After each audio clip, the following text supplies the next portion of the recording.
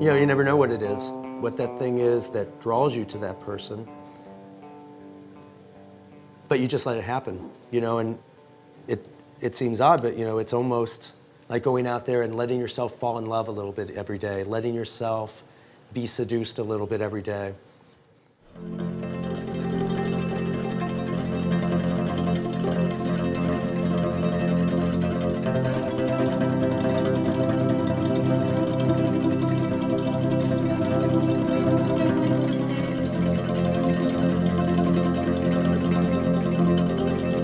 I grew up playing sports and slowly kind of got into fashion when I was in junior high. You know, I mean, it was a great way to attract girls. It certainly set me apart from all the other kids in a Midwest junior high.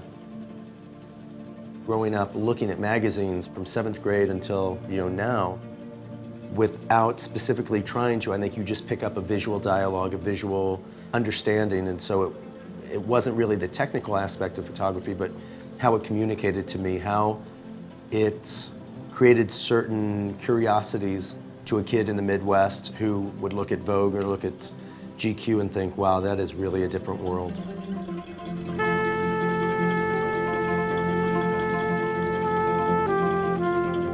I feel very lucky to get to have part of my day leading a visual life. It takes X amount of time every day just to make the blog work, just to get everything going and get all the business of it done.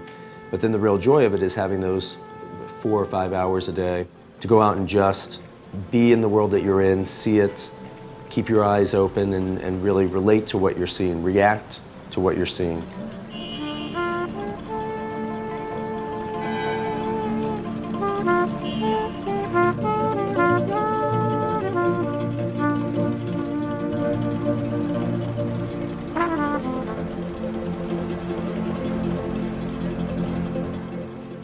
The fact of the matter is, you know, I didn't grow up dreaming to be a photographer. I didn't assist for anybody. I just kind of started doing it. So for me, it's so instinctual the way I shoot.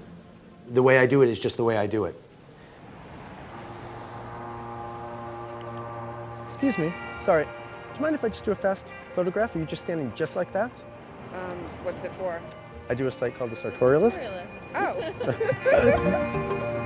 Good, good, good, good.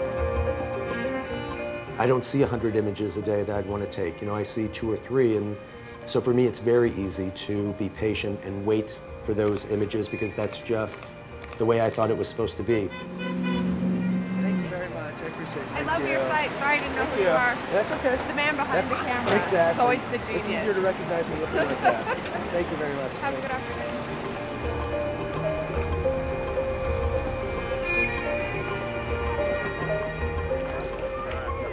My lack of knowledge in the beginning really helped and really just made me refine what little I knew to make it work. And you know, I think if you ask any other person that does a creative thing, you know, they probably go to school and learn all these different things, and then as they get better, it just narrows and narrows. You could ask most chefs, they would need 5 ingredients, 1 pan, and a stick of butter, and they can make the best meal you've ever had.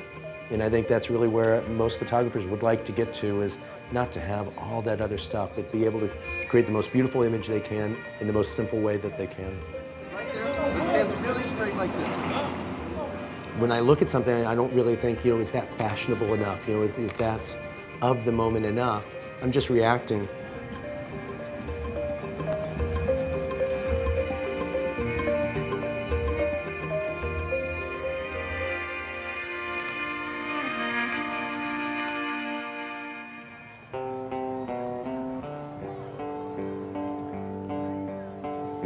In the turn of the century, there was a photographer named Lartigue who went out and shot on the street and kind of were documenting people of their time. And today, to us, a lot of those photographs seem so romantic. You know, we look at the old Lartigue photographs and we think, oh, everyone was so beautifully dressed.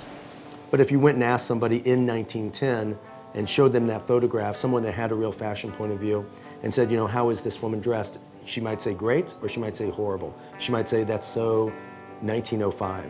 But we've really lost that thread. We can't really differentiate between what looks right for that moment. Where now, with the blog, I can take a photograph and have it up on the internet and share it with people across the world. people of this moment can comment on how they feel that looks, how that fits in, if it's of the moment. I think will look very interesting 100 years from now. Good. The ability to be able to capture that and how that attitude is going to change over hopefully the next 30 to 40 years that I'll be doing this, capture something that we've really not been able to capture before. Great. Thank you very much. I appreciate it. Thank you.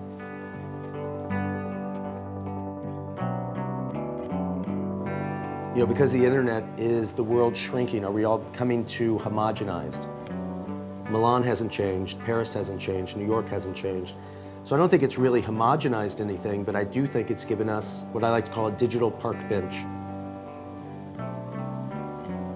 So many people you meet say, oh, I love to just go people watch, just go sit in the park and watch people. And before you were really limited to the people you could see right there in front of you at your park. Now you can go on the internet and look at a blog like mine or other blogs that are based somewhere else. Really, the whole world's open to you now.